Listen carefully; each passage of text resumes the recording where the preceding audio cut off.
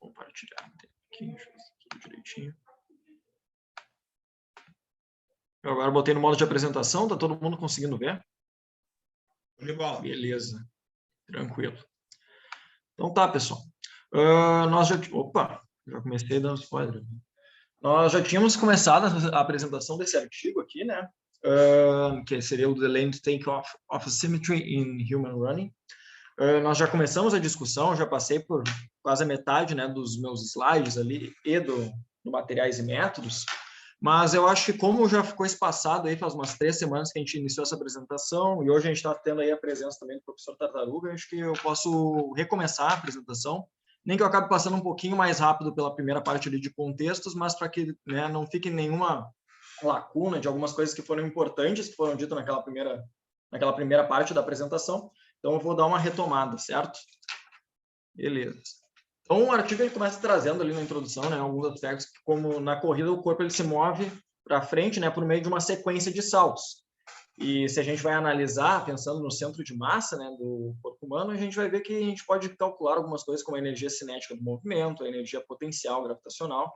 E aí eu pedi para vocês que vocês guardassem essas fórmulas da física, né, que são que a gente vê durante ali, né, o ensino médio, porque muitos desses valores que vão sair, eles vão partir de alguns processamentos matemáticos, né, porque no estudo ali mais adiante a gente vai ver, foi utilizada, né, a plataforma de força para fazer a coleta desses dados.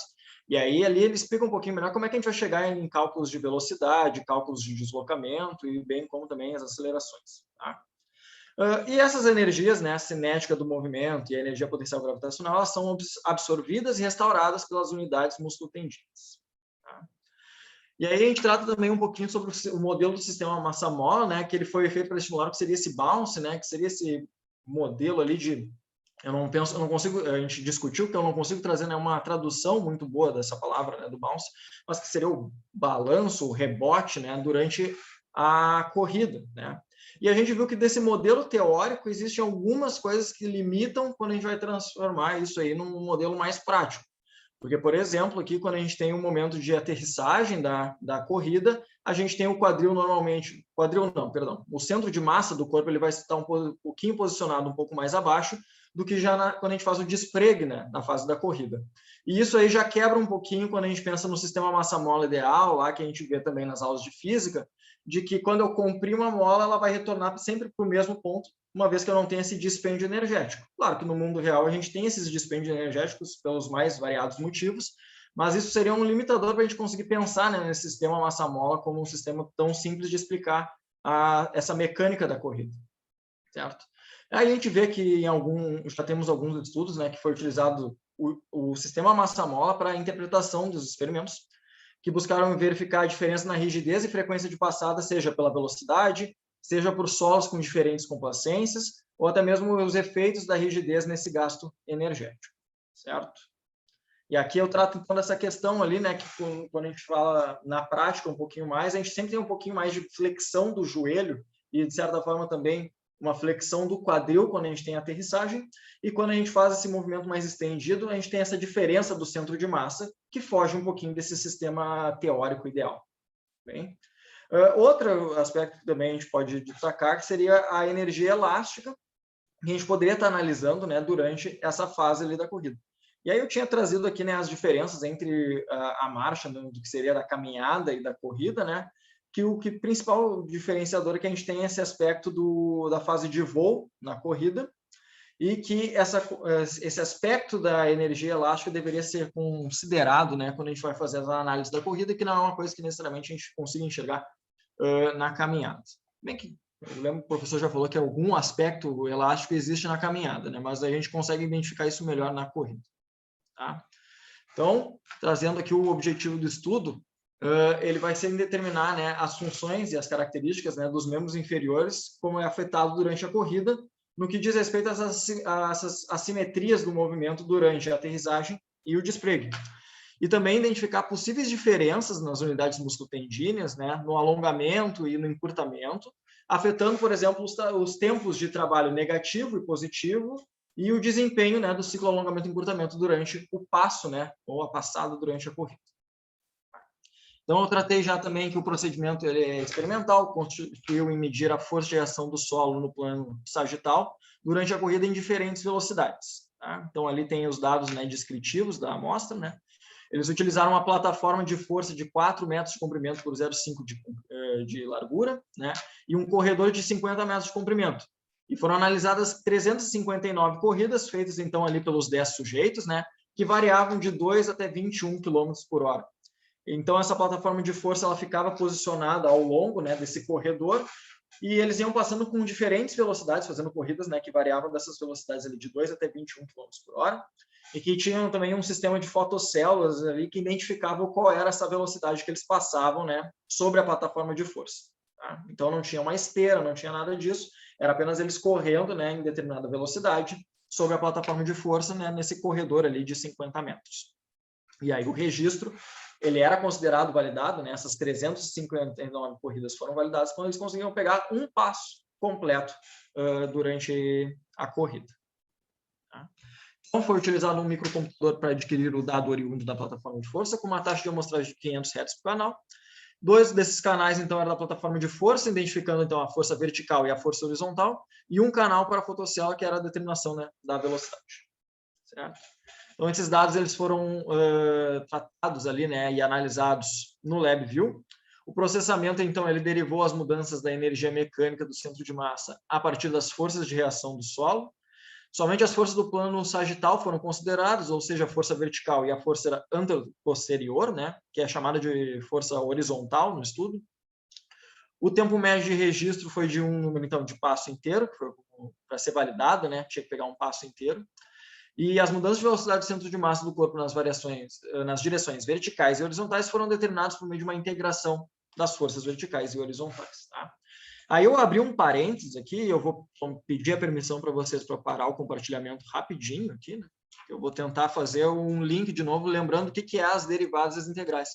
Só que eu acho que está ficando pequeno demais aqui, cara. Acho que não vai ficar legal. Eu vou retomar para o slide e espero conseguir ser suficientemente claro só com isso. Deixa eu compartilhar de novo aqui.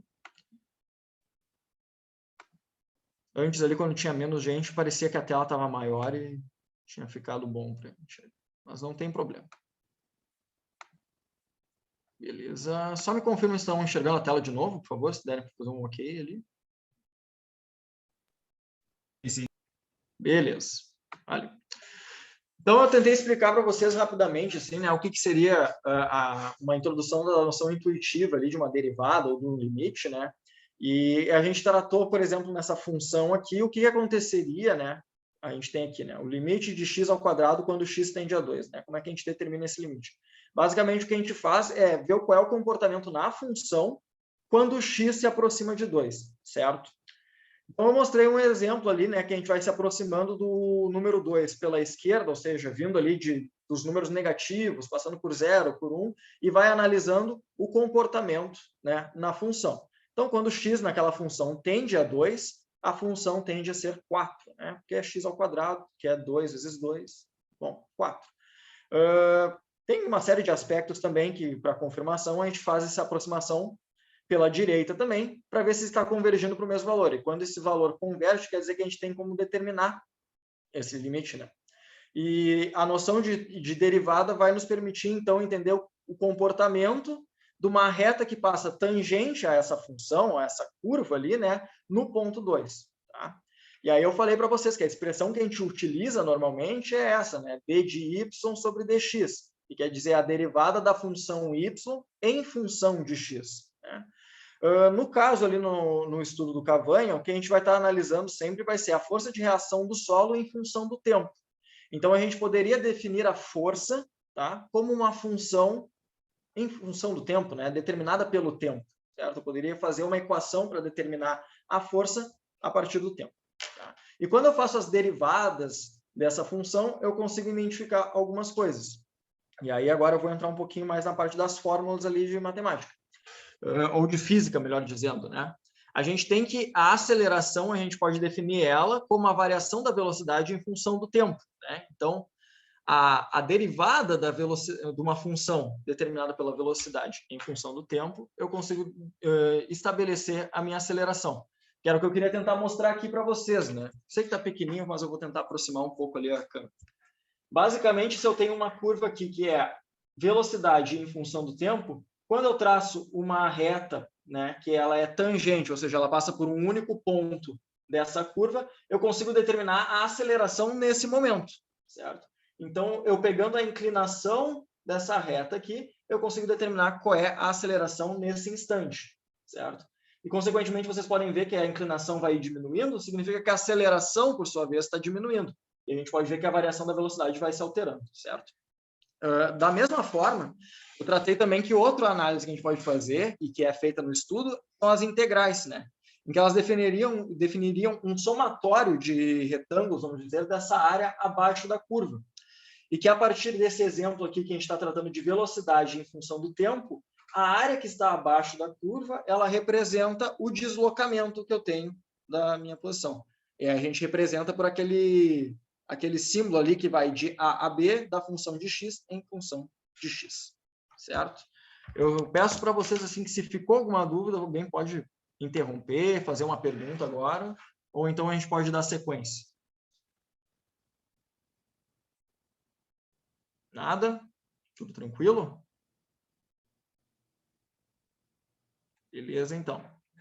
E agora que as coisas, essas informações, elas são importantes para que a gente consiga entender como é que a gente começa a descobrir a velocidade de deslocamento para cima, a velocidade de deslocamento para baixo durante as fases da corrida. Vão ser a partir de derivadas, né? E também de integrais dessas curvas que vão ser geradas, certo? Então, a força ela pode ser definida, por exemplo, como massa vezes a aceleração, certo? Então, aqui no estudo, a gente pode pegar aqui, para definir, por exemplo, a aceleração vertical, eu tenho uma força vertical, menos a minha força peso, que essa é conhecida, né? Que vai ser igual, então, a massa vezes a aceleração vertical. E no que diz respeito ao deslocamento, né, horizontal, eu tenho essa força FF aqui, né, que seria a force forward, né? Ou então, que a gente pode pensar de força horizontal, que nada vai, a gente não tem a influência necessariamente do peso, né, nesse aspecto, nesse eixo ali, e que a gente pode definir, então, como massa vezes aceleração horizontal. Alguma dúvida? Que é a partir daí que a gente vai começar a fazer as integradas e derivadas. Eu estou vendo algumas caras, assim, meio de dúvida aqui, eu consegui abrir umas janelinhas aqui, então, se alguém tem uma dúvida, por favor, pode falar. Claro, claro, claro, eu tenho certeza que não está. Pessoal com essas caras rindo de nervoso. Não, mas tranquilo. Eu vou tentar seguir e conforme alguma coisa der uma travada, e quando vocês verem assim, mas de onde é que saiu isso daí e a gente não entender, a gente tenta recuperar, certo? Beleza, então. Vamos dar sequência. Aqui eu só tenho aumentado ali, né, essas definições que eu falei de como a gente vai fazer o cálculo da força vertical e, consequentemente, obter a aceleração vertical, e como a gente vai conseguir a força horizontal e bem como a aceleração horizontal. Se vocês recordarem uma coisa que eu falei lá na semana retrasada ali, né? Eu disse que a derivada e a integral, elas têm um comportamento semelhante que nem a subtração está para a adição, a multiplicação está para a divisão, né? Elas são contrárias. Então, se por um lado eu consigo derivar a velocidade e encontrar a aceleração, quando eu integrar a aceleração, eu consigo encontrar a velocidade, certo? Então, é aí que as coisas vão começar a acontecer. Eu tenho o dado bruto saindo da plataforma de força, que está me devolvendo a força de reação do solo. Eu faço essa manipulação com ela, transformando em massa vezes aceleração, né? Porque são iguais, a força é igual a massa vezes aceleração. Então, se eu tenho aceleração e eu fizer a integral, ou seja, a curva que está abaixo daquela área, eu consigo chegar no cálculo da massa vezes a velocidade. Tá? É isso que está acontecendo. Quando eu faço a integral daquela fórmula ali, massa vezes aceleração vertical e massa vezes aceleração horizontal, eu consigo determinar as velocidades verticais e as velocidades horizontais. Certo? Então, esse é o primeiro procedimento que a gente precisa saber. E uma vez que eu tenho a velocidade, e a gente agora precisa retomar aquelas noções das fórmulas de física, de energia cinética e energia gravitacional, eu tenho como utilizar a velocidade, porque ela aparece, né, nessas fórmulas, para fazer os cálculos de energia, certo? Então, eu consigo calcular a energia cinética vertical uma vez que eu tenho a velocidade vertical, né, do que está acontecendo, apenas jogando naquela fórmula, que é 0,5 vezes a massa do meu sujeito ali, vezes a velocidade vertical dele ao quadrado, certo? E não por si só, como eu comentei também, se eu tenho uma curva que está nos trazendo a velocidade em função do tempo, se eu fizer a área abaixo dela, eu consigo também descobrir, né, encontrar o valor do meu deslocamento em função do tempo. Alguma dúvida aqui? Eu fiz um procedimento matemático a partir daquele dado que veio da plataforma de força e encontrei primeiro a aceleração, integrei e encontrei a velocidade, integrei novamente e eu encontrei o deslocamento, certo? Beleza. Espera aí que agora vocês estão na frente aqui do meu slide. Deixa eu só... E com o deslocamento, o que eu consigo calcular, se a gente pensar um pouco de novo nas fórmulas lá, eu tenho como calcular a energia potencial gravitacional. Porque o que eu preciso para calcular a energia potencial gravitacional nada mais é do que a massa, né, a força da aceleração da gravidade, perdão, a aceleração da gravidade, não a força, mas a aceleração da gravidade e a altura, que está relacionada, que seria o h, que nada mais é do que o meu deslocamento durante cada passo, né, de maneira vertical, certo? Então, com isso, eu consigo trazer os dados de energia cinética vertical, a energia potencial gravitacional, que é vertical, e também utilizando, então, as velocidades horizontais, eu consigo fazer o cálculo da energia cinética horizontal. Tá? E se eu somar tudo isso daí, eu consigo ter a energia cinética total do meu movimento. Okay? E é assim que eles conseguiram formar as curvas que a gente vai enxergar ali um pouquinho mais à frente. Eu acho que foi mais ou menos por aqui que a gente estava encerrando o nosso trabalho, na última aula. Com todas essas energias, né, como eu comentei, a gente consegue fazer a energia total do centro de massa do nosso sistema, porque eu tenho a energia cinética vertical e horizontal e também a energia potencial gravitacional, que diz respeito à vertical. E junto com isso, eu também tenho como descobrir os deslocamentos, certo? Se eles estão acontecendo contra ou a favor do movimento. Então, eu consigo, dessa forma também, calcular e estimar os trabalhos, tanto positivos quanto negativos. Ok? Beleza. Então, acho que foi mais ou menos aqui que eu estava quando a gente parou, e aqui eu vou tentar seguir um pouquinho com mais calma, e tendo dúvidas eu reforço, né? Podem me interromper e fazer alguma pergunta. Então, no que diz respeito à duração do tempo aéreo, frenagem, propulsão e deslocamento vertical durante o contato. Tá? Já que a energia do centro de massa ela é constante, se a gente for pensar, quando o corpo está no ar, porque a gente, desconsiderando, né, nesse sentido, as forças de arrasto, né, o tempo aéreo ele podia ser definido quando a variação do centro de massa em função da energia do centro de massa em função do tempo é igual a zero, que foi uma coisa que a gente discutiu. Essas curvas que vocês estão vendo aqui tem um momento, né? Essa aqui que representa o centro de massa é sempre essa última aqui, porque ela é a somatória das energias que estão abaixo aqui, ok? Deixa eu ver se eu fiz certinho. Não, é mais à frente que aparece esse gráfico aumentado aqui. Mas vocês olhando aqui para esse que representa 9,2 km por hora, tá? Essa curva maior aqui em cima, ela representa a energia total do centro de massa. Essa daqui representa a energia cinética. Essa aqui representa a energia cinética do deslocamento para frente, certo? O horizontal. E aqui eu tenho a energia potencial gravitacional e aqui eu tenho a energia cinética vertical. Tá? Então, tem aqui o somatório, né? Essa EK seria o somatório da EKF e da EKV. Tá? Alguma dúvida até aqui? Tranquilo? Conseguiram visualizar isso? Beleza. Então, quando a minha derivada, né, que é o que está representado ali por aquela fórmula ali, dECmt barra dt igual a zero, né? Quando ela é zero, nada mais quer dizer quando eu tenho a minha reta tangente igual a zero. Eu tinha até perguntado para vocês se você sabia qual era o grau, né, que isso representava. É quando eu tenho 0 graus. Ou seja, é uma linha horizontal, certo? Que é paralela, por exemplo, ao eixo ali que está, no caso, representado em função do tempo. Então, quando eu tenho, eles determinam que o tempo aéreo era o momento em que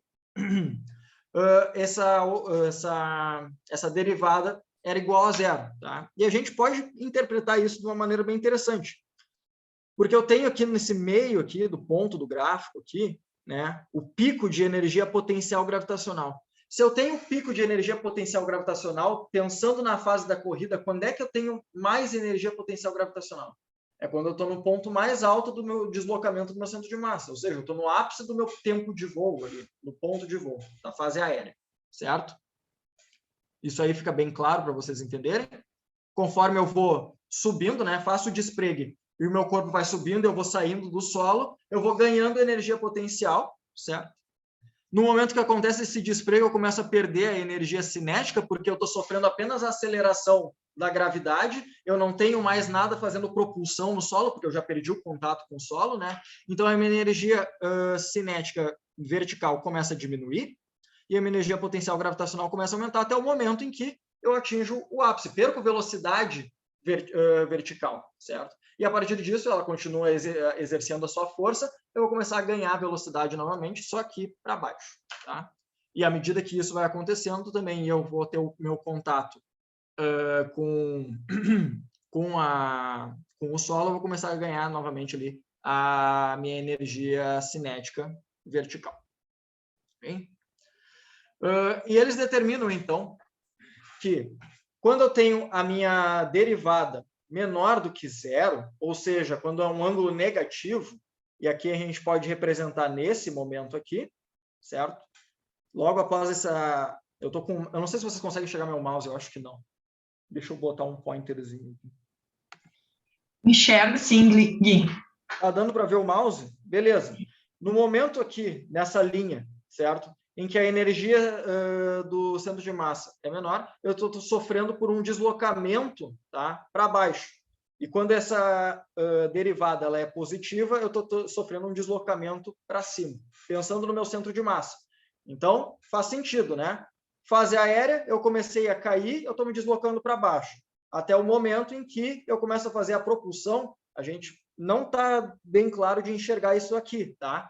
Mas se vocês começarem a fazer links com aquela aula que o Edson deu, aqui é o momento em que eu vou estar encerrando o meu trabalho negativo e vou estar iniciando o meu trabalho positivo. Ah, Guilherme, como é que tu sabe disso? Era o que a gente estava tratando sobre essa questão do deslocamento e da onde as forças de aceleração e velocidade vão estar apontando, certo? Então, eles definem como o deslocamento do centro de massa para baixo é quando essa derivada ela é negativa, menor do que zero, e quando eu tenho a derivada acima de zero, ou maior que zero, né, uma derivada positiva, eu tenho meu deslocamento do centro de massa para cima. Beleza?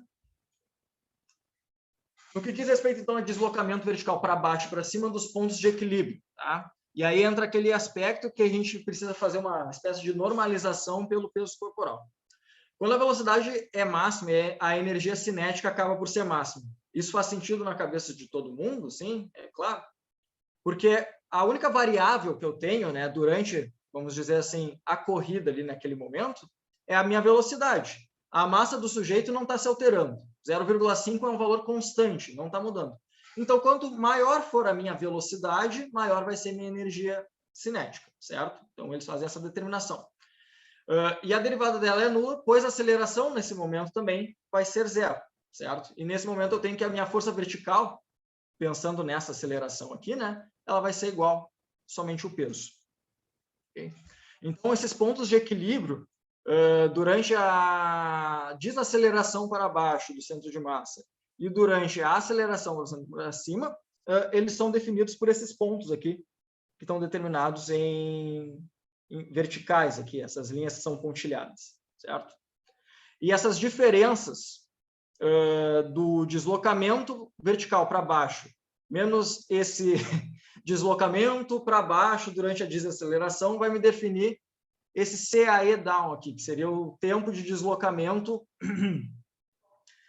não vou chamar de aéreo, tá? Porque não necessariamente vai estar acontecendo o despregue, mas é um momento, até se a gente olhar aqui para o CE e o AE, eles já dão a interpretação do tempo de contato efetivo e do tempo aéreo efetivo, certo? Então, são essas variáveis que a gente conhece, que a gente viu ali na aula do Edson, mas é o passo anterior à definição delas, tá bem? Então, quando vocês verem falar em CAE down, seria o tempo aéreo efetivo enquanto o deslocamento é para baixo. A gente também tem o tempo aéreo efetivo do deslocamento para cima.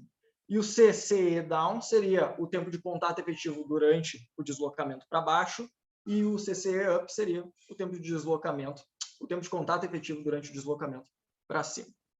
Beleza? Tá. Aqui está aparecendo um pouquinho melhor. E, perdão, eu me antecipei, né? Aqui está o slide que mais ou menos tenta explicar. Essas curvas aqui, elas não são as mesmas, né? Aqui a gente tem a análise da energia, né, representada em joules, em função do tempo.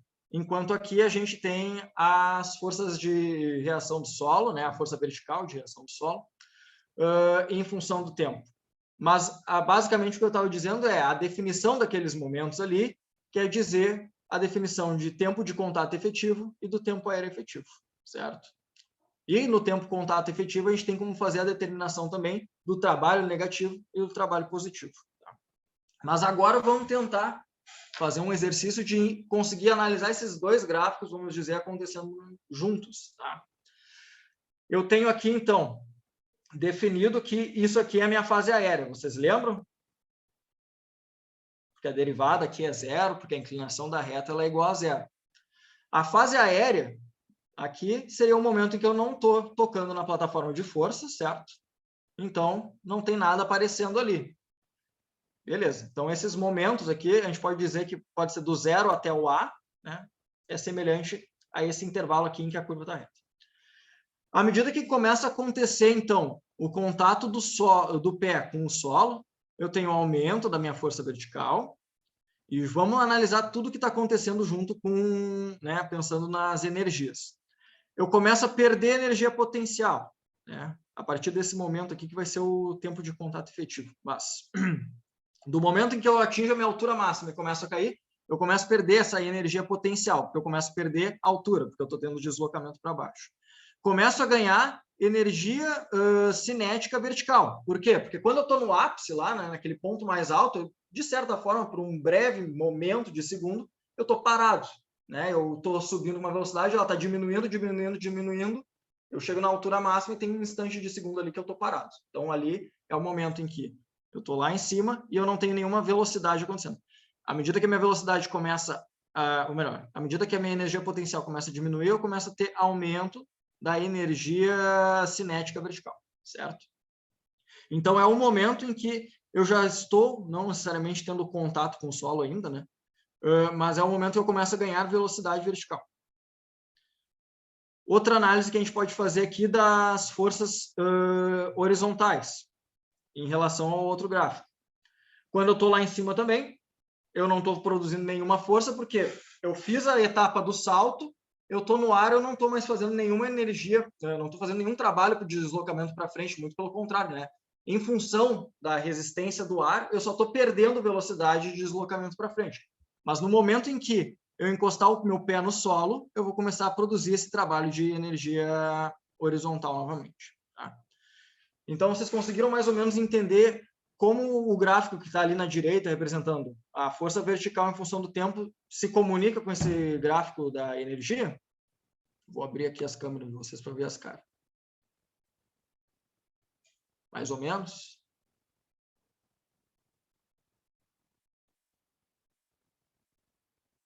Não sei se alguém está tentando falar ali, que eu estou vendo umas bocas se mexendo, mas acho que o microfone está fechado. Mas se tiver alguma dúvida, eu peço, por favor, que avisem, porque senão vai começar a ficar cada vez mais complicado daqui para frente. Buenas? Beleza. Outro detalhe que eles analisaram também foi a velocidade vertical máxima e a energia cinética adquirida durante o deslocamento para baixo e durante o deslocamento para cima do centro de massa. Tá? Então, no momento que eles conseguiram determinar, deixa eu só voltar aqui para aparecer a variável direitinho, né? O meu CAE down, CCE down, e, consequentemente, também o CCE up e o CCAE up, eu tenho como determinadas velocidades, tá? Durante esses momentos, a partir de uma análise de derivada, né? Se eu tenho deslocamento, aí retomo ali a questão matemática, eu consigo identificar as velocidades.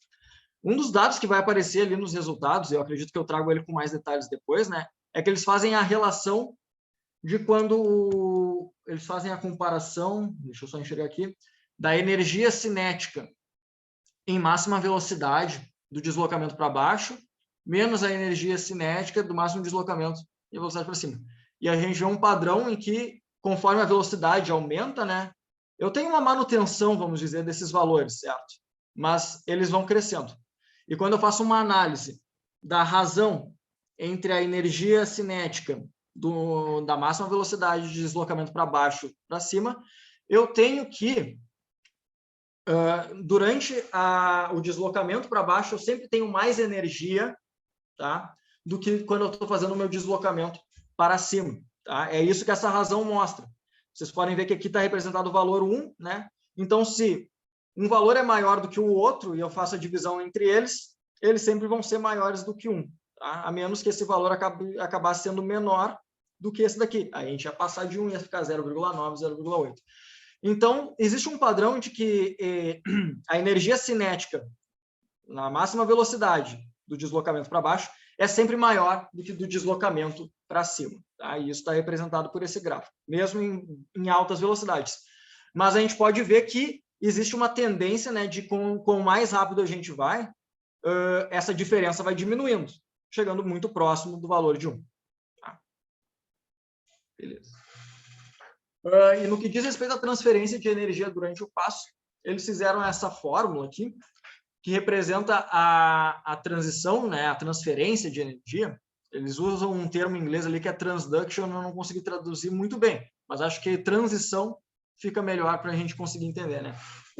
Para explicar o comportamento, né, da energia do centro de massa em relação à energia potencial gravitacional e à energia cinética. Tá? E basicamente seria a energia total do centro de massa dividido pela soma da energia potencial, que está representada por essa linha azul, com a energia cinética total, né? Juntando, então, a análise da energia cinética vertical e horizontal. Quando essa equação era igual a 1, significava que a transição era completa. E quando ela estava no intervalo entre 0 e 1, a transição estava acontecendo durante o contato com o solo. Tá bem? Beleza? E aí ela é representada por essa curva aqui meio estranhinha aqui, ó, que faz tipo um degrauzinho, uma rampinha para um outro degrau. E esse R, então, ele representa esse valor cumulativo de recuperação de energia, tá? Então, pensando de novo na fase da corrida, né, para analisar esse gráfico. Eu tenho a energia potencial gravitacional representada aqui.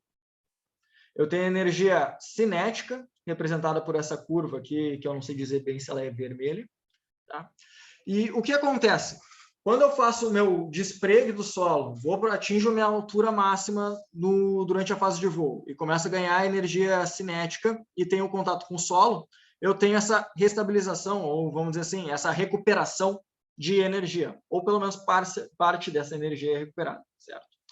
E esse gráfico aqui, a gente também pode interpretar com aquelas definições, né, de tempo aéreo e tempo de contato efetivo. Então, basicamente, esse SC up, ele representa, então, o deslocamento do centro de massa com o contato efetivo, né, durante o despregue. E, nesse momento, o que acontece é a força de reação do solo, se a gente pensar lá no outro gráfico, a força de reação do solo passou a ser menor do que o peso corporal do sujeito. Então, daqui para cá, até mais ou menos aqui, eu tenho o que seria o tempo aéreo efetivo. E daqui para baixo, e se a gente tivesse a sequência desse gráfico, ele iria voltar para cá, a gente tem o que seria o tempo de contato efetivo. E aí o que está interessante aqui é visual, né, que a gente pode ver, é que quando a gente analisa as fases da corrida, a gente consegue encontrar o problema, né, que a gente identifica do sistema massa-mola, que o centro de massa ele sempre chega no solo um pouquinho mais abaixo do que ele sai durante o despregue, né? E aqui a gente consegue ver que realmente existe uma assimetria quando a gente analisa essa curva, né, do contato, do deslocamento para cima e do deslocamento para baixo. Ou seja, quando a gente faz essas análises meio que normalizando em cima do valor do peso corporal, a gente consegue identificar esse problema do sistema massa-mola e, consequentemente, a gente consegue corrigir, vamos dizer, algumas análises que a gente precisa fazer, que é basicamente o objetivo por trás do estudo. Tá? Entretanto, para determinar a simetria de um ciclo de passo, é importante saber quanta transição de energia ocorre durante o deslocamento desse centro de massa. E aqui eles fazem, então, a razão da R-int, né, para baixo durante a R-int total. Tá? Então, seria... Lembrando, a R-int seria esse valor de recuperação de energia. Né? Então, quanto é recuperado de energia durante o deslocamento para baixo e sobre o quanto é recuperado de energia durante todo o movimento. E aí a gente tem que, fazendo essa razão, a gente fica com um valor ali próximo de 0,6, né? E esse valor ele é um pouquinho mais normativo, mas eu tenho sempre mais energia, eu recupero sempre mais energia durante o deslocamento para baixo do que o deslocamento para cima, pensando que são os momentos que a gente tem a recuperação de energia, certo? Dúvidas? Silêncio, ninguém diz nada, beleza. Beleza, então para explicar um pouquinho da análise estatística, esses dados então eles foram coletados como uma função da velocidade de corrida e foram agrupados em classes de 1 km por hora. Basicamente, então, foram analisados 2, 3, 4, 5, 6, 7, 8 km por hora. Na verdade, essa definição de função faz o que, na verdade, foi analisado entre 2 e 3 km por hora, entre 3 e 4 km por hora, né? Não numa velocidade fixa. Os dados estão descritos em média de desvio padrão, e foi feita uma comparação para verificar as diferenças entre trabalho externo e positivo, trabalho externo positivo e negativo, por meio de um teste T pareado, certo? Então, beleza. Aqui entra, então, a importância, né, da normalização, por exemplo, do contato efetivo. Né? Aqui a gente tem a relação do que seria o SC, que seria o deslocamento do centro de massa, em função da velocidade do deslocamento, tá? Quando esse deslocamento é para cima, está representado por essa curva aqui que tem os pontinhos brancos. E quando esse deslocamento é para baixo, ele está representado por essa curva com os pontinhos pretos, certo? A gente vê que existe uma assimetria e conforme a velocidade começa a aumentar, essa assimetria, vamos dizer assim, tem uma tendência, né, de aumento até uma janela ali, mas ela é diferente. Quando a gente normaliza porque o que seria o contato efetivo, a gente vê que com o aumento da velocidade, né, não existe tanta diferença entre esse comportamento do que seria do deslocamento efetivo do quadril, né, o tempo em que está acontecendo esse deslocamento efetivo do quadril, com a velocidade de deslocamento, certo? Então, esse dado aqui, ele parece não sofrer. Se a gente fosse utilizar esses dados, a gente conseguiria utilizar esse mecanismo melhor para explicar, por exemplo, o sistema massa-mola durante a corrida humana, do que aquele outro que não atende aquele modelo ideal em que quando eu comprimo uma mola, ela sempre vai voltar para o mesmo lugar, certo? E quando eu utilizo essa estratégia ali, eu consigo, vamos dizer assim, ter um sistema mais próximo do ideal. O acúmulo desse deslocamento vertical do centro de massa relativo durante o contato muda com o aumento de velocidade diminuindo. Mas, em contraste, né, quando a gente faz a fração de deslocamento do ponto mais baixo da trajetória, quando a força vertical é maior que o peso corporal, o tempo de contato efetivo, muda menos, né? Pelo menos é assim que eles trouxeram a descrição no texto, certo? Aqui, de novo, então, eu estou trazendo aquela relação que já tinha aparecido antes, que diz respeito à energia cinética durante máxima velocidade no deslocamento para baixo e deslocamento para cima, em que a gente vê que a gente sempre tem mais energia cinética, vamos dizer assim, na aterrissagem do que durante o despregue, certo? Isso pode ser identificado, como eu falei, pela razão dos dois ser sempre positivo.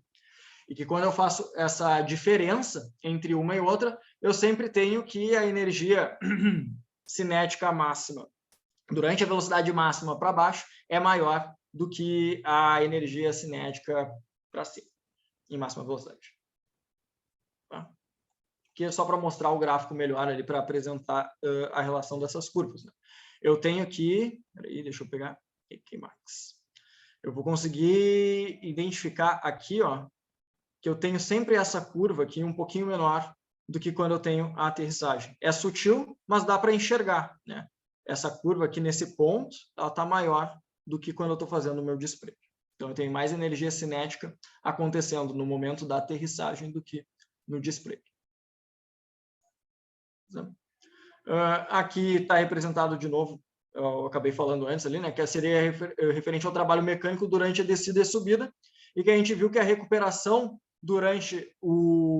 a recuperação de energia durante esse momento de aterrissagem é sempre maior do que durante o despregue, tá? Que basicamente também converge para a mesma noção que a gente estava vendo aqui sobre as energias, né? A relação entre elas do deslocamento na hora da aterrissagem e do despregue.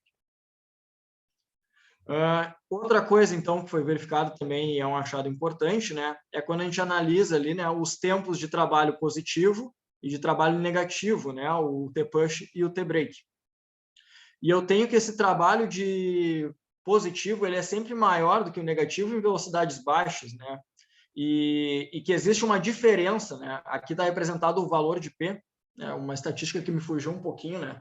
Acho que hoje em dia eles usariam alguma outra estratégia, não sei se tamanho de efeito, alguma coisa para conseguir explicar isso melhor. Mas a gente pode ver que conforme a velocidade vai aumentando, essa diferença entre o trabalho de propulsão e o trabalho negativo, de frenagem, o trabalho positivo e o trabalho negativo, né, ela meio que deixa de sumir a partir de mais ou menos uns 14 km por hora, né? Claro que alguns dados aqui, depois lá em velocidade de 19, 20 km por hora, isso acaba acontecendo, porém, não é na mesma magnitude que a gente poderia, e aí por isso que eu falei em tamanho de efeito, né, quando a gente está em velocidades mais baixas, certo? Isso também fica claro para todo mundo. Se alguém tiver uma dúvida, pode me interromper. Mas beleza. Então, o artigo ele começa tratando que uma das importâncias dele, né, foi a determinação das 4 fases, né, do bounce ali, da corrida, em que a gente poderia fazer as determinações do que seriam os momentos de aceleração para baixo, desaceleração para baixo, aceleração para cima e desaceleração para cima. Que a gente também pode pensar mais à frente ali, né, como os tempos de contato efetivo e o tempo aéreo efetivo. Tá? Eu estou fazendo esse paralelo porque no artigo eles já não trazem, né, necessariamente essa definição nesse artigo. Acredito que é num próximo artigo que a gente vai estar trazendo. Mas a gente consegue mais ou menos determinar isso e foi o que a gente viu ali anteriormente. Tá? Nesse aqui seria o momento que eu estou tendo a minha aceleração para cima. Aí eu tenho passa de um ponto, já não é nem o despregue mais, né? Mas o momento que vence aquele tempo de contato efetivo e passa a ser a tempo aéreo efetivo, eu já estou num processo de desaceleração para cima, né? Então seria representado primeiramente os momentos 3 e 4 aqui, durante a subida da curva. E depois eu passo a ter a aceleração para baixo e desaceleração para baixo. A desaceleração para baixo é o momento, então, em que eu começo a fazer o contato com o solo, né? E frenar aquela força para começar o início do trabalho de propulsão, onde eu vou fazer uma aceleração para cima, consequentemente desaceleração para cima, aceleração para baixo. Alguma dúvida até aqui? Isso aqui representa as fases do voo, basicamente, né? E do contato. Tranquilo? Essa foi uma das importâncias, né? E justamente para trazer, né? E aí eles trazem no artigo mesmo, né? Para olhar a capa do livro do Weybridge, em que mostra essa questão de que quando eu faço o contato em despregue, eu estou com o centro de massa um pouquinho, levemente, né, mais alto do que durante o contato de aterrissagem. Certo? E essa assimetria, ela consegue explicar, vamos dizer assim, um pouquinho melhor o comportamento desse sistema massa-mola, né? Seria mais próximo do que o modelo ideal. Outro aspecto também que eles trazem ali, né, é a resposta da unidade músculo-tendínea durante o alongamento e encurtamento. E isso aí pode ser representado, né, quando a gente analisa, né, o tempo de trabalho positivo e o tempo de trabalho negativo, que a partir dos 14 km por hora, que a partir dos 14 km por hora eu passo a ver pouca diferença, vamos dizer assim, né, entre esses tempos, ou seja, essa simetria ela meio que deixa de existir. Ela é mais detectável, né, em velocidades mais baixas. E quando eles fazem uma relação disso daí, da curva força-velocidade, né, isso tem relação com o músculo com o mesmo número de fibras ativas. Porém, a diferença de força durante o alongamento e encurtamento, e assim, o tempo, né, ela deveria aumentar com o aumento da velocidade do alongamento e encurtamento. Então, o Cabanha ele faz a pergunta, né, que seria possível inferir que o número de filamentos deslizantes diminui progressivamente com o aumento da velocidade e, consequentemente, diminuindo o tempo de produção de trabalhos positivos e negativos? É uma hipótese que ele deixa aberta. Foi sugerido, né, que o gasto energético durante a corrida é devido ao custo de gerar força em uma contração quase que isométrica e não pelo trabalho feito propriamente, né, pela força de contração. E aí ele traz os estudos que foram analisados, é o Turkey, aquilo ali, eu acho, né? Me fugiu o nome da palavra em português, e dos cangurus, em que eles parecem ter uma melhora, né, da efetividade desse ciclo alongamento e encurtamento deles conforme eles vão aumentando de velocidade. Uma maneira de pensar que eles ficam, de certa forma, cada vez mais econômicos quanto mais rápido eles correm. Por outro lado, uma contribuição da maquinaria contrátil para o trabalho mecânico realizado em baixas velocidades da marcha humana é sugerida por um maior gasto de energia quando esse trabalho mecânico ele é aumentado pela diminuição de frequência de passos abaixo da frequência de passos livremente escolhido, né? Que é um estudo de Cavange de 1997 que eles põem os caras para correr em, acho que, mesma velocidade, só que com a frequência de passos diferente, né? Fugindo do que seria uma escolha, vamos dizer assim, natural deles. Tá? Então, trazendo a conclusão do estudo, né? Ele mostra que diz respeito à simetria de aterrissagem e despegue. O apoio vertical do corpo é maior durante a subida do que a descida, e a gravidade, vamos dizer assim, ela é mais explorada durante a aterrissagem, que justifica, né, aquela maior energia que a gente identificou durante a apresentação. Isso explica, então, uma maior velocidade do centro de massa e maior energia cinética durante a aterrissagem do que durante o despegue. Tá? Além disso, uma maior velocidade de alongamento das unidades musculotendinas durante o trabalho da fase negativa, durante a fase do trabalho negativo foi identificado, né? E foi identificado também uma maior velocidade e um menor, vamos dizer assim, trabalho das componentes elásticas à medida que a velocidade aumenta. Tá? Então, como uma mensagem final, eles dizem que o papel da maquinaria contrátil em altas velocidades é promover uma força grande o bastante para explorar, vamos dizer assim, uma grande fração da relação força-comprimento dos elementos elásticos para esse armazenamento da energia mecânica. Certo? Beleza. Essa foi a minha visão do artigo do Cavange de 2006. Ficando sem bateria.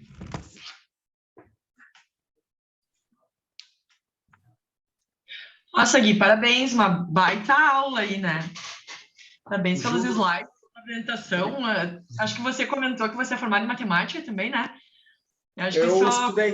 Eu estudei, mas não sou formado. Mas, nossa, ajudou bastante, assim, para compreender, porque isso é um artigo bem complicadinho, né? Parabéns aí, nossa, muito bom. Obrigado, Daiane. Eu acho que é um artigo difícil. Eu estava com ele melhor, assim, entendido algumas semanas atrás, porque estava mais fresco, né? E agora foi passando os tempos ali. Eu tinha os slides prontos, mas eu não lembrava bem os links que eu queria fazer.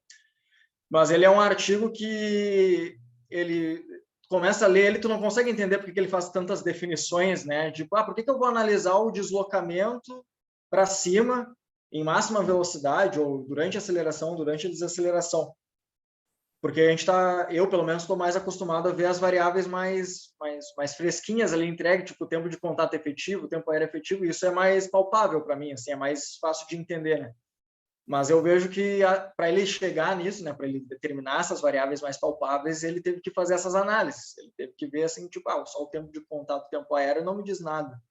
O comportamento da energia, tem um momento ali que ele trata, né, tem um momento que a energia potencial gravitacional e a energia cinética vertical, as duas aumentam, e tem um momento que uma começa a diminuir, que é, no caso, a cinética vertical, que é quando eu faço o despregue, né, ela começa a diminuir, eu parei de fazer qualquer tipo de força para ir para cima, mas eu continuo ganhando energia potencial gravitacional. Então, é a partir desses cortes ali que ele consegue determinar, né, os pontos ali para determinar, porque o peso corporal seria aquele ponto para definir o que é tempo de contato efetivo e tempo aéreo efetivo. Não só uma formalização, tipo, pega o peso corporal, vamos normalizar e vamos ver o que acontece. Tem mais ciência por trás disso. Eu acho que eu queria te parabenizar, Guilherme. Parabéns pela apresentação, um artigo cabeludíssimo, né? Muito difícil. E eu acho, tem 2 pontos ali, acho que tu falou só da integração, apareceu no slide que era a integração da energia cinética para conseguir o deslocamento, mas acho só da velocidade, né? Da velocidade direto vai dar o deslocamento do centro de massa.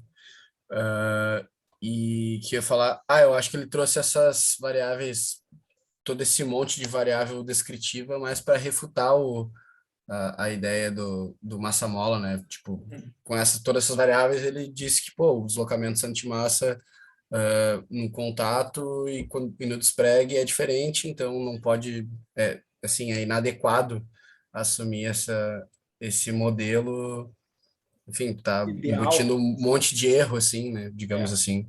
Está assumindo o pressuposto de alguma coisa que não funciona exatamente assim, né? Então, eu acho que é isso, né? Mas, enfim, parabéns pela apresentação, hein? Muito boa. Com essas bases matemáticas e físicas, ajudou muito o entendimento, assim, da onde que sai, né? Quando a gente vê, eu acho que da onde que sai exatamente, a gente, pô, tá, faz sentido, entendi um pouco mais. Eu recomendo todos a lerem um artigo, porque conforme tu vai lendo e já tem um pouquinho mais da noção, tipo, quando aparece aquele desenho da integral, às vezes assusta, né? Mas quando o cara entende um pouquinho mais, tipo, isso aí é tipo a curva abaixo do gráfico, ok. Eu consigo entender um pouquinho melhor, né? Tipo, o que está acontecendo. E recomendo lerem de novo para entender melhor. Eu vou fazer a mesma coisa.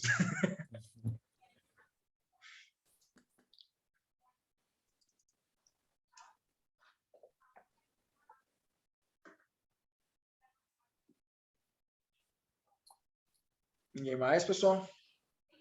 Não, Eu então tenho. eu vou aproveitar, deixa Vai eu o Léo aproveitar primeiro. aí. O Tarto deve ter certeza. O Não Edson, é. depois do Eu Léo, não só é? tenho que, não, eu só tenho que parabenizar, Guilherme, foi muito legal.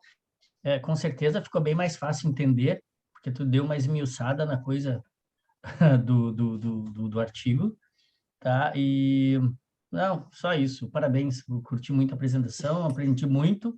Fiquei cheio de duvidazinhas ali, mas são coisas que eu acho que agora, dando mais uma olhada, é que isso que tu facilitou a minha vida bastante aí com essa explanação toda aí. Muito obrigado. Vai ter apresentação. Fico contente, porque a ideia era essa, facilitar um pouco, não, Facilitou muito, muito, não muito. mais que isso. Pode ser eu, então. Parabéns também pela apresentação, Guilherme, pelo esforço aí. A gente vem organizando nas semanas, né, para terminar e quando acaba passando um pouco assim o tempo e daí acaba meio que esquecendo algumas etapas e enfim. Mas é muito interessante esse artigo. É difícil, né? E não é um artigo fácil. E principalmente aqueles gráficos, aquele gráfico que tem todas as curvas juntas ali, sabe? Que tem o R-int junto. Aí você fica pensando assim, não, mas qual é o momento que está em contato? Qual é o momento que está... Aí você tenta fazer o paralelo com a forjação do solo também e acaba um pouco se confundindo, mas eu acho que a tua base ali, matemática, no início, ajuda sim, a esclarecer os caminhos para... eu tenho que focar nisso aqui, estudar mais isso, que eu consigo chegar nas respostas e tal. E eu acho que sobre esse artigo específico, assim, o meu comentário aqui é que se a gente pensar nessas variáveis, eu acho que a mais vendível, assim, na prática, que eu consigo pensar, acaba sendo o T-push T-break, né? E eu acho que é essa que foi assim, mais explorada depois desse artigo, né? A gente tem os estudos depois que vai ser apresentado ali pela Daiane, pelos meninos ali depois aplicado, né? Que foca no T-push, no T-break e no TTA, TAE ali, né? Então, esse é bom porque explica todo o mecanismo, do porquê, da onde que está saindo tal informação. Mas eu acho que se a gente for parar para pensar e querer assim, modelo do Cavanha sobre mecanismo elástico, a gente acaba pensando no T-push, T-break, né?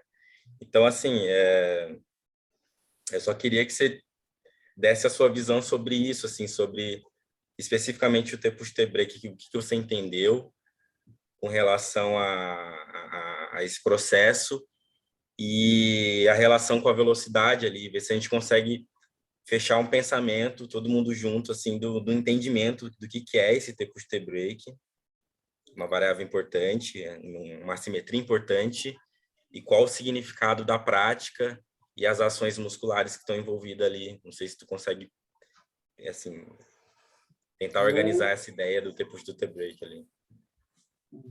Vamos ver, assim, na minha interpretação, né? Eu tenho que, em velocidades mais baixas, esse tempo de trabalho positivo, né, o T-push, é maior do que o T-break, que seria o trabalho negativo. Eu passo mais tempo fazendo a propulsão do que frenando. Só que, ao mesmo tempo, olhando as energias, né, eu consigo acumular mais energia durante o período ali de aterrissagem do que durante o despegue. Então, assim, tem uma quantidade de energia ali que num trabalho curto eu estou armazenando, mas eu não estou conseguindo transformar aquilo ali, não estou conseguindo utilizar aquilo ali para fazer propulsão depois, durante o T-push. E à medida que as velocidades vão aumentando e passam daquela velocidade de 14 km por hora, eu passo a ter menos diferença, ou em alguns casos eu não tenho diferença, né, nesses tempos de propulsão e de frenagem, depois de break. Mas eu também tenho valores de energia mais próximos, né? Tanto de energia que eu consigo acumular durante a aterrissagem e durante o display. Então, me passa essa ideia de que eu me torno mais econômico, de certa forma, pensando, claro, né, no vertical, nas forças verticais. Né? Eu me torno mais econômico quando eu vou em velocidades maiores. Né? E eu, de certa forma, e isso se deve porque eu estou utilizando, vamos dizer assim, esses componentes elásticos, o sistema massa-mola. Penso eu que ciclo alongamento e encurtamento de uma maneira mais eficiente do que quando eu estou em velocidades mais baixas. Esse é o meu entendimento, assim, né? Do que está acontecendo. Legal.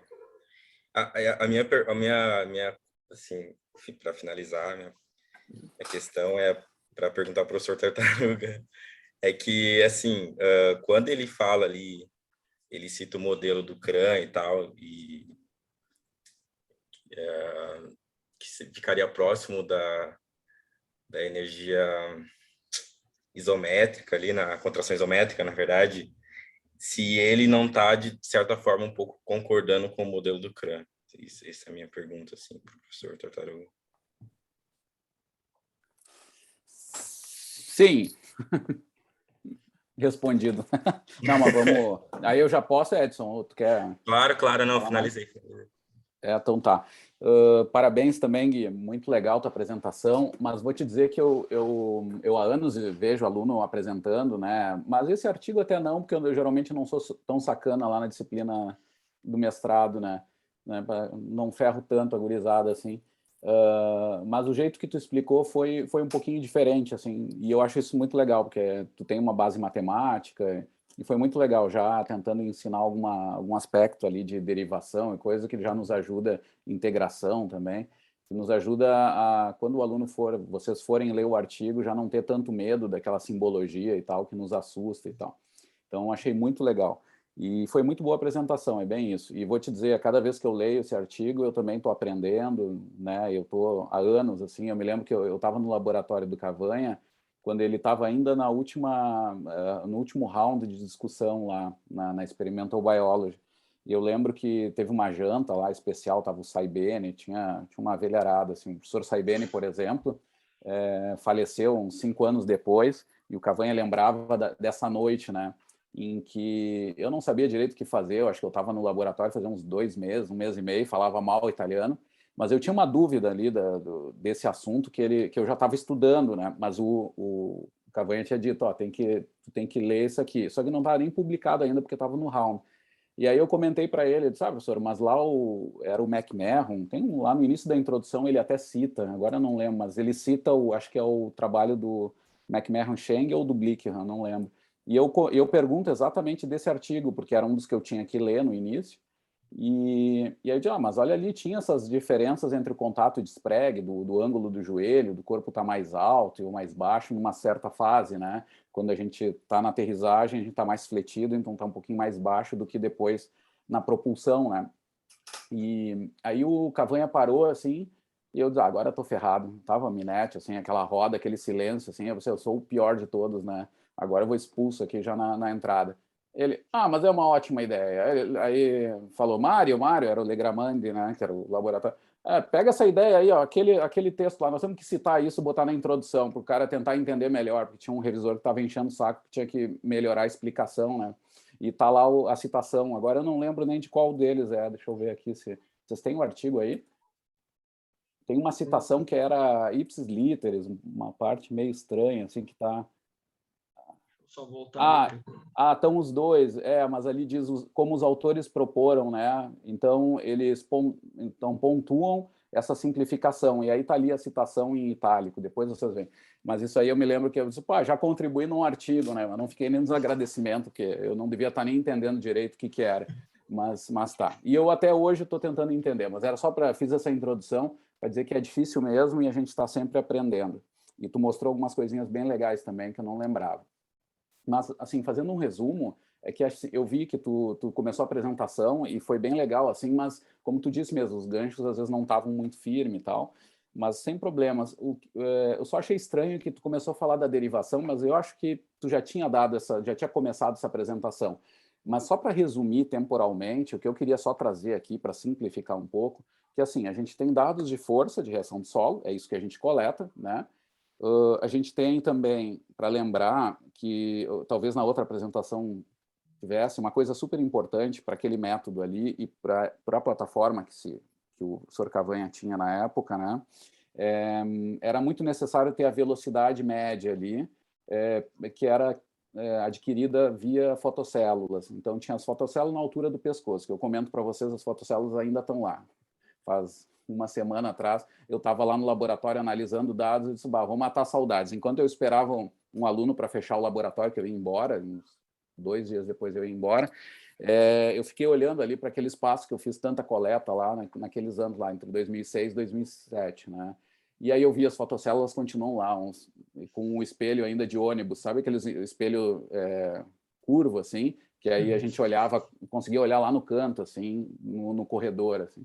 E estava lá ainda. Então, isso era uma coisa importante. A gente adquiria força de reação do solo e a velocidade média, através das fotocélulas. A pessoa passava no primeiro sinal, o cronômetro do sistema lá disparava, quando ele passava pela outra fotocélula, fechava o sistema. E aí pegava esse tempo, com a distância conhecida, dava a velocidade média. E essa velocidade média entrava como uma constante de integração lá, para a parte da velocidade horizontal, né, como tu colocou.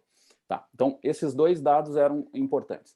Aí, só na ordem das coisas, só vamos lembrar isso, das forças eram calculada a aceleração, né, Newton-Euler, que, como tu disse, assim, é uma coisa sempre importante a gente lembrar, jargão do pessoal da física, né, sempre quando for falar de Newton-Euler, falem, mesmo que seja só uma força, mas falem sempre no plural. O somatório das forças é igual a massa vezes a aceleração. Porque a maioria dos erros que muitas vezes o pessoal tem interpretando a fórmula do Newton é dizer que a força é igual a massa vezes a aceleração. E aí está o erro, né? Quase sempre o modelo é complexo, né? Eu dou em aula lá, que é o exemplo eu me lembro de um professor nosso, que eu não vou falar nome, porque eu sou um cara ético, daqui a pouco sai. Mas assim, ele dava o exemplo, eu estou segurando o celular aqui. E aí ele dizia assim, vejam como a física tem seus limites. Aí ele dizia assim, força igual a massa vezes a aceleração, né? Aí ele dizia assim, qual é a aceleração desse celular nesse instante? Aí o pessoal, é 0. Vejam, então a força é 0. Vejam como tem limite. E aí ele dizia que tinha algo errado na física, assim, quando na verdade não é. Aqui o modelo é simples. Eu sei qual professor que é, hein? O somatório das forças é igual a 0. Então, tu tem aqui, no mínimo, 2 forças gerais. Tem a força peso, atuando de cima para baixo, e tu tem uma força muscular que equilibra essas forças, que vai igualar a equação, vai dar 0 do outro lado mesmo. Massa vezes a aceleração tem que dar 0 mesmo. E tá tudo certo, né? Mas é o somatório das forças, né? E depois tu fala direito, mas de vez em quando tu fala em força, eu sempre cuidado disso. Somatório das forças igual a massa vezes a aceleração. Mesmo quando é uma só, que é no caso da horizontal ali. Tá. Bom, isso era uma coisa que eu queria comentar. Só detalhezinhos assim que eu acho muito legal assim desse artigo. Agora eu vou ir direto para a questão do Edson que vocês estavam conversando, que eu acho que é uma das mensagens principais do artigo, que eu senti que faltou fôlego. Por exemplo, eu vou dar a dica, tá?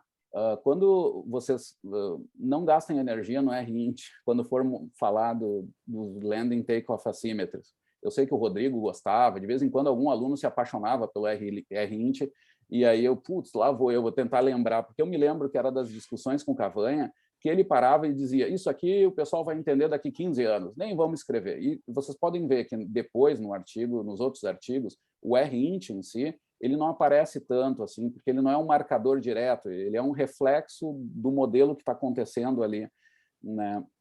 Mas ele é mais complicado. A dica que eu dou é não falar tanto dele, né? Mas eu entendo, quando a gente está preparando o artigo, a gente quer falar todo ele, faz escolhas. Mas eu senti falta, foi dessa discussão aí que vocês falaram. O T-push, o T-break, realmente é uma... E até como um divisor de águas, assim, o que o Cavanha faz? Assim, eu vou fazer uma análise um pouquinho mais otimista, que eu vi os guri aí comentando, o Pedro estava falando ali, o modelo estava cheio de erro, então os caras viram que tinha que fazer uma coisa melhor. Tá, eu vou fazer a visão do autor, tá? Aí eu vou só avisando a coisa. Eu sei, é só a intensidade aqui, tá? Não tem nada de errado. Mas só assim, o Cavanha, ele vai dizer bastante que nesse artigo ali, ele sintetiza uma percepção que ele tinha de algo que ele já mostra na introdução, que quem criou o modelo já sabia. Tal como qualquer modelo, o modelo simplifica a complexidade de um fenômeno, né? E o interessante é que o modelo bom, ele ajuda a visualizar aquilo que é primário em relação àquilo que é secundário. Esse que é o grande lance do modelo, é simplificar o mundo ao ponto de conseguir ver o que é fundamental e o que é menos fundamental. Mas, no mínimo, o que é fundamental, aí já está servindo. E foi isso que deixou tão famoso o Alexander e o pessoal da biologia teórica, assim, que trabalhou com isso. Inclusive o McMahon, que também é um dos grandes autores que estão ali, né, com o Blickenham, seriam dois autores que... O Blickenham ainda está vivo, é um cara que está na Alemanha, e tem um grupo muito forte com essa parte de modelamento e tal, e fisiomecânica, né? Inclusive, ele tem a teoria lá da questão do...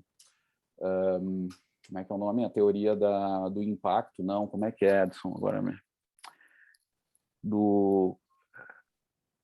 Me faltou o nome, mas uma parte do gasto energético estaria envolvido em relação ao impacto, que agora me faltou o termo.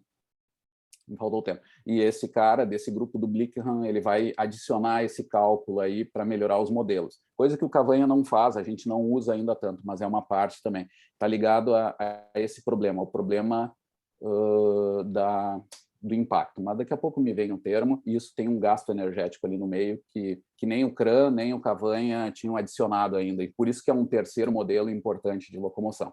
Tá, mas voltando lá. Os caras que proporam o modelo massa-mola já viram que tinha problemas, que é o que eu disse lá na introdução, pegaram um textinho de um deles para dizer que eles já sabiam que tinha, mas eles queriam simplificar, entender a coisa. O Cavanha vai fazer o quê? Ele vai ajudar a montar o modelo massa-mola mesmo, né? Inclusive o artigo dele, em que ele traz o TITE e o TIAE como variáveis que têm muita relação, que descrevem o sistema massa-mola, né? Não é ainda as assimetrias, mas é o modelo massa-mola geral. Ele é um artigo de 88, enquanto que os autores que vão propor o modelo massa-mola vão apresentar o seu artigo em 89 e 90. E os dois vão citar o Cavanha, né? O Cavanha vai ter uma importância enorme também para esse modelo, trazendo isso. Mas até ali é sistema massa-mola, né? O Cavanha vai adicionar essa divisão desses tempos realmente essas limitações do modelo, e ele vai enxergar o meio do copo cheio. Ele vai dizer assim, bom, ao invés de só ver isso como algo errado, vamos tentar aprender com essas limitações. E é isso que vai aparecer. As assimetrias contato de Sprague vão ser um esforço para tentar ver exatamente quando eu me distancio do modelo ideal, o que eu posso aprender sobre um mecanismo elástico. E ali tem uma subdivisão desse grande sistema do modelo elástico, né? Ou bouncing mesmo, que é um problema mesmo para traduzir. Mas a gente já tentou como rebote, que também fica terrível, que o pessoal já está achando que é questão tática de jogo, né? Então a gente também já não... A gente usa bouncing mesmo, geralmente, ou massa-mola, né? E aí... Então tem essa divisão. Quando a gente tem o TITE e o TIAE, a gente está falando de sistema massa-mola. Quando a gente está falando de T-push, T-break, e aí tem a VV max, VV down, todas aquelas subdivisões pequenininhas, é tudo assimetrias contato de Sprague. que seria, vamos chamar assim, um subgrupo da compreensão desse modelo massa-mola, digamos, né? Tá? Isso, na verdade, gente, não é que o Cavanha traz assim, e eu tentei trazer para o grupo sempre essa subdivisão, assim, tentando entender ele, mas não está escrito em lugar nenhum direito, e no artigo é super complicado, porque vem tudo junto, né? Então é complicado. Mas, para simplificar algumas coisas, eu traria assim. E aí, vamos de novo. Nesse artigo, o artigo de 88, que eu comentei para vocês, é um que vai dar umas bases do sistema massa-mola, né? Esse de 2006 vai ser o artigo que vai dar as bases das assimetrias contato-despregue. Ok, é isso aí. E aí, a coisa mais rica desse artigo, que realmente é mais inovador nesse artigo, é o T-push e o T-break. E aí eu fiz toda essa introdução só para agora ajudar na questão que vocês estavam discutindo. Tá? Tem algo de muito rico ali, que vocês mesmos já comentaram, mas vamos linkar com a coisa, que é o seguinte. Eu vou compartilhar aqui a tela, já que eu... Ah, não, tem que me liberar aqui o host e botar aquele certinho ali.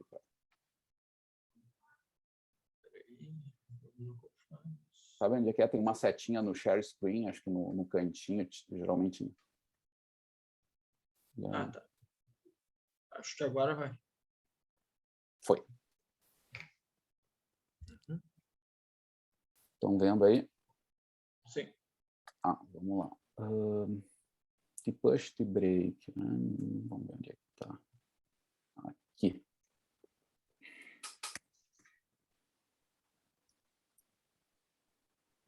Tá. Esse, então, como vocês bem falaram, né? Essa seria a figura, acho que, das coisas mais importantes desse artigo e do sistema das assimetrias contato-despregue, né? E qual é a mensagem que ele traz ali, que o Gui falou certo, só achei que faltou talvez ser mais pedagógico, isso com o tempo a gente cada vez vai entendendo mais, a coisa vai ficando melhor, que tem a ver, sim, com o modelo do Cran e Taylor, sobre o custo de geração de força muscular, né? Só fazendo um parentezinho, é uma teoria proposta em 1990, num artigo da Nature, que ficou muito famoso em locomoção, onde esses dois autores, o Cran foi o cara que o Edson foi trabalhar no laboratório dele, ele vai propor para o orientador dele, o Taylor, que o gasto energético no reino animal, ele poderia ser, e relações de tamanho no reino animal, numa análise entre rato e elefante, nessa dimensão de tamanhos no reino animal, eles poderiam estar relacionados ao tempo de produção de força muscular. Tá? E isso tem a ver com o tempo de contato e frequência de passada, no fim das contas. Tem coisas a ver com isso. Ele simplificou de uma forma que foi muito legal para explicar várias coisas sobre essa energética da locomoção, para tentar entender por que o elefante gasta 10 vezes menos energia do que o rato por quilograma carregado. Resumindo, essa é uma das grandes mensagens. Tá? Então, ele vai trazer ali a importância desses tempos. E aí, uma coisa muito importante dessa teoria que o Cavanha vai usar é que ele vai confrontar com dados de arquitetura muscular que se tinha lá já nos anos 80, né? Onde eles analisaram, já que animais saltitantes, eles, em geral, em altas velocidades, como de corrida, de locomoções mais rápidas, né? Os músculos operavam de modo isométrico. Então, nisso, quando a gente tenha no contato ali o alongamento e o encurtamento, né, o músculo atuaria isometricamente e o tendão responderia. Isso não é opinião, eles citam, inclusive, trabalhos que mostravam isso já. Tá? E depois é mais confirmado ainda, e nos últimos anos é confirmado no ser humano em algumas condições. Tá? Bom, aí entra a questão. O Cavanha vai usar parte disso para explicar esse gráfico. E aqui é uma tarefa difícil, né? Porque é uma análise de T-push, T-break em base de dados de força de reação do solo, né? Mas o que ele vai justificar? Na parte rápida, nas velocidades rápidas, ali a partir de mais ou menos 13, 14 km por hora, daqui para cá, os tempos são iguais de produção de trabalho positivo e negativo. Push, né? Trabalho positivo, né? E negativo na frenagem, né? E isso vai ser um indicador de que o que está operando nos músculos, nas unidades músculo-tendão, dos músculos propulsores, é especialmente tendão. Ou seja, a parte das velocidades rápidas teria relação com a teoria do Cran. né? Que tem muito a ver, porque quando é tendão que alonga e encurta, os tempos de alongamento e encurtamento são muito semelhantes, são simétricos no tendão, porque o tendão tem baixa dissipação, perde pouca energia, então ela funciona muito próximo de uma simetria, digamos, desses tempos, tá? De alongamento e encurtamento. Então, ele justificaria essa semelhança aqui com essa relação, né? E ao longo dos anos, tudo vem se confirmando, realmente. Em altas velocidades, os músculos mais propulsores operam quase que isometricamente e são tendões que vão responder por esse alongamento e encurtamento. Enquanto que, nas velocidades baixas, o que acontece? Ele já tinha mostrado num artigo dele com Haglund, de 85, se não me engano, né, onde ele vai mostrar que essas unidades músculo-tendão, o músculo aí não é unidade, aí é músculos isolados. Quando testados em várias velocidades, condições diferentes de velocidades de alongamento e encurtamento, ele vai ver que o ciclo alongamento e encurtamento muscular, só muscular, ele é mais eficiente nas situações em que o T-push é maior, ou seja, o tempo do trabalho positivo é maior do que o negativo.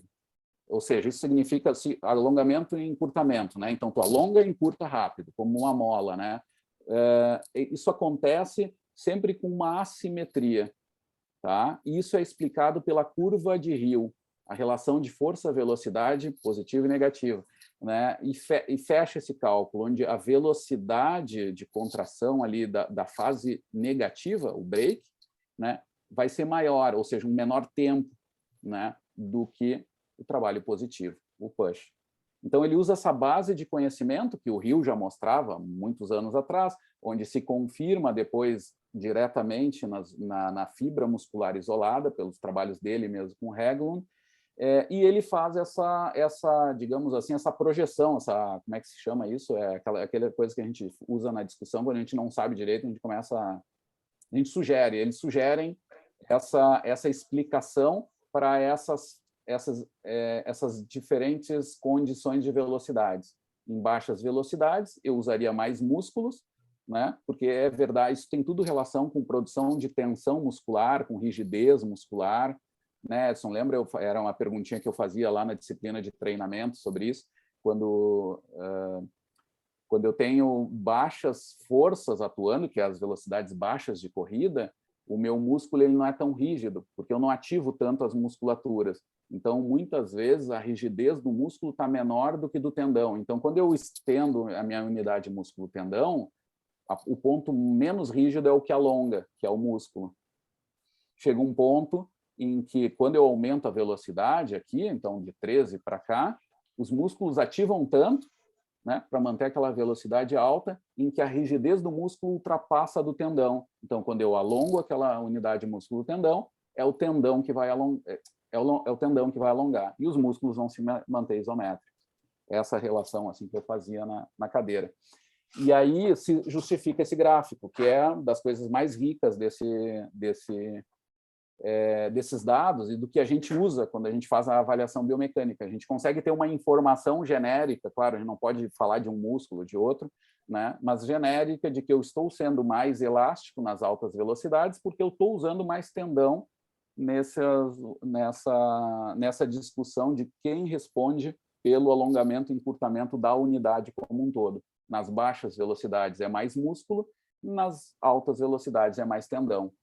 E isso é uma estratégia, obviamente, muito útil do ponto de vista econômico, porque tendão não gasta energia para alongar e encurtar, né? Eu uso energia elástica ali para esse processo, né? E a dissipação é muito baixa, é só de 7%, né? Enquanto que dos músculos é de 50% a dissipação, né? Os músculos também têm propriedades elásticas, mas são bem menos efetivas, né? Isso eu me lembro que eu peguei até figuras que eu uso na minha aula das palestras do Cavanha, né? Mas eu tenho a dúvida se alguém que eu escutava também entendia ele depois, porque era uma coisa bem complicada. E no artigo não fica super claro isso, mas ele tenta passar essa informação. Acho que isso é uma coisa super importante desse modelo que a gente tem usado ao longo dos anos para tentar entender. E voltando de novo à questão, isso tem muito a ver com o modelo do CRAN.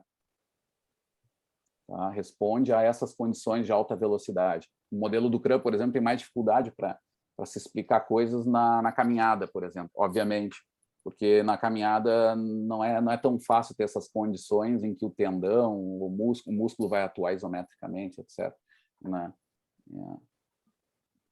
Então, o Cavanha vai numa zona mais segura até das relações. E cada ano que passa, vem mais evidência mostrando que tem sentido. Agora, o artigo do Monte comprova isso, né, do colega lá de Verona, né?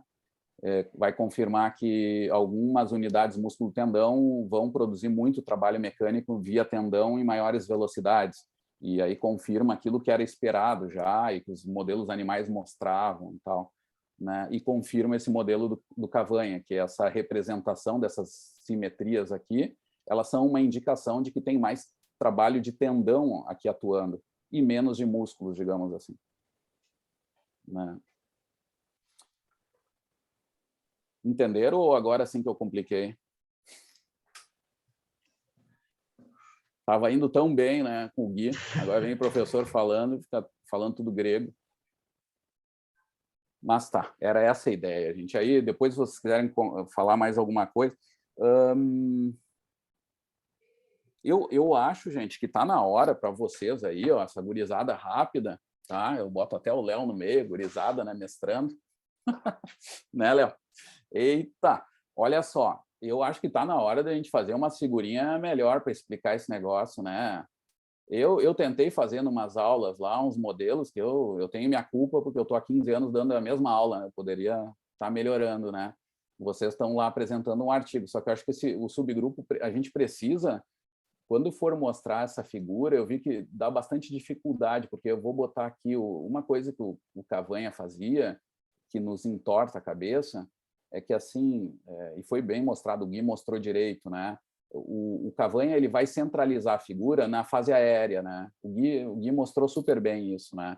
É na fase aérea. É uma coisa estranha, porque a gente está acostumado a ver a figura de força de reação do solo, que é no solo ali no meio, é o contato que está no meio, e tem fase aérea nos cantos, assim, né? E aqui inverte tudo, né? Então, tu tens o contato, uma parte aqui, né? Que é essa fase aqui da aterrissagem, e depois aqui da propulsão, né? Vem daqui para cá a fase do contato, ou seja, onde tem a produção de trabalho mecânico está dividido em duas partes, né? Mas uma forma de pensar isso é pensar que tem uma fase aérea aqui no meio, né? É isso. Acho que, mas depois foi super explicado, é complicado mesmo, mas, por exemplo, uma outra assimetria que é fácil de visualizar aqui também são os picos de E-capa, né? Os picos de energia que o Gui explicou direitinho, né? As máximas dos picos ali são os pontos de equilíbrio do modelo massa-mola, né? Que são essas duas, vou chamar aqui duas guampas, tá? Então, se as guampas estão meio tortas, é porque tem uma grande assimetria, né? Nas altas velocidades, essa assimetria deveria reduzir. Tem que cuidar, porque às vezes as figuras do Cavanha, elas são baseadas em um sujeito só, e às vezes a coisa não mostra tão bem isso. Tá? Mas deveria ser assim, né? Olha, aqui fica fácil. Nas baixas velocidades, vejam como a guampa, a curva em verde, está bem assimétrica, né? O pico de energia cinética é muito maior aqui, né? Na fase essa do contato, na frenagem, na primeira ali no primeiro toque do pé do solo, nos primeiros milissegundos ali até a questão do pico aqui, né? Professor? E a fase de propulsão é bem mais baixa, né? Tá. Diga. Eu não sei, vou falar besteira aqui, mas é para tirar uma dúvida minha. Essa guampinha que tu mostrou maior aí da força cinética, ela teria alguma coisa a ver com a aceleração da gravidade? Ela ser maior nesse ponto por causa da gravidade ou não? Tem, assim, mas a explicação principal, Léo, é por causa dos limites de produção de força que eu tenho em excêntrica e concêntrica. Tá? Claro que tem a ver com a força gravitacional direto, porque vem aqui, a partir do pico aqui, eu tenho essa energia cinética aqui, ela tem tudo a ver com a força gravitacional. É exatamente, ela está me puxando sozinho, né? Bem como o Gui falou, né? Enquanto eu estou na fase aérea ali, eu tenho uma fase aérea real, digamos, que é bem no meio aqui do pico, aqui nessa fase mais intermediária. Na verdade, é o azulzinha fusquinha, né? Aqui que é a aérea real, digamos, não tem nenhum pé em contato, né?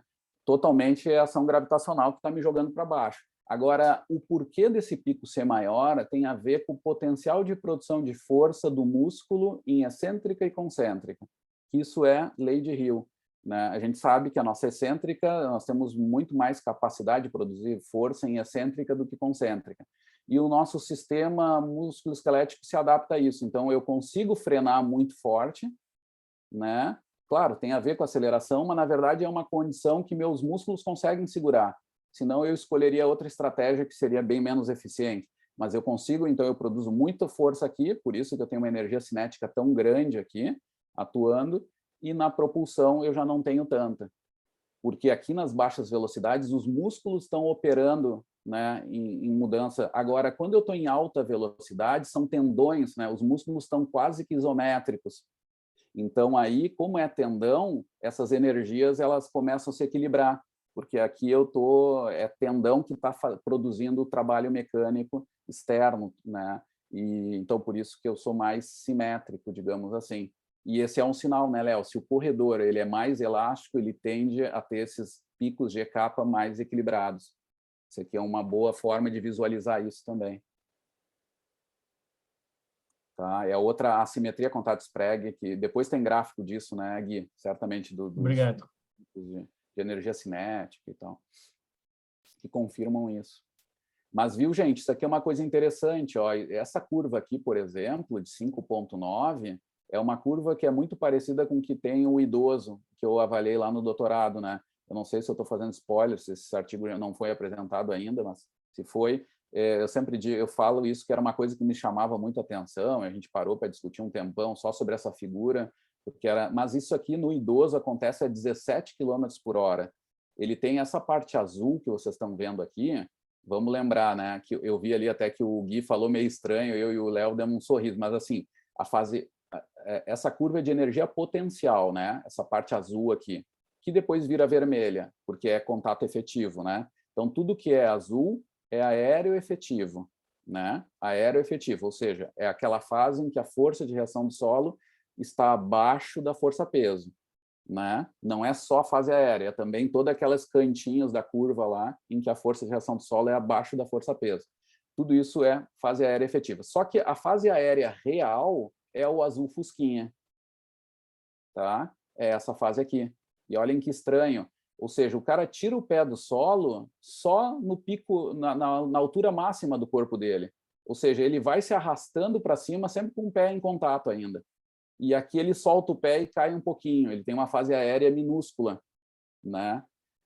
A 3.4 nem tem fase aérea real. Existe a aérea efetiva, mas a real não tem, porque é correr a 3.4, é uma coisa super estranha, é corrida semi-estacionária que não é nada natural, né? Mas o que é interessante é que essa curva aqui, apesar de ser super estranha, tudo bem, 6 km por hora ninguém corre, mas acontece com o idoso a 17 km por hora. Ou seja, vejam como muda a mecânica de corrida do idoso, né? E aí eu explico o resto lá no artigo, que é outro assunto, mas só para trazer uma outra... isso aqui é uma outra forma de olhar a mecânica de corrida, né? Então, a gente pode... E é isso que eu digo para vocês, é um tesouro que pouca gente na biomecânica consegue entender, e eu acho que a gente tem um tesouro que ainda não usou, é tipo o serrote, né? A gente está usando o serrote só no meio, enquanto o serrote é bem grande, a gente poderia usar muito mais, né? Daqueles dados de força que vem, que é o que o Gui vai estudar agora no mestrado dele também. Tá? E isso aqui é um exemplo, ver essas questões também, né? Por que esses caras estão fazendo isso? Por que eles, né? Por exemplo, na corrida também com inclinação, desaparece fase dupla, mas ainda tem a aérea efetiva. Tudo isso tem muita coisa para se descobrir ainda sob o olhar dessa mecânica mais fundamental, né? Bom, tem um monte de informação, mas essas são algumas coisinhas que eu queria trazer que eu achei bem legal para adicionar. Deixa eu ver o gráfico, a figura do S-down and up. Não, depois era um detalhe do detalhe, mas vamos ficar pelo que é mais importante. Assim, né? E essa figura eu acho uma obra de arte, né? Mas o R-int eu acho que atrapalha. Tem as fases alfa e beta aqui, que é uma complicação. Mas isso aqui, na verdade, é a fase de trabalho mecânico, né? Que aqui é positivo, que o Gui explicou bem, né? A energia aumenta, né? Então, tu tens aqui essa fase de trabalho positivo e aqui a energia caindo é uma fase de trabalho negativo, né?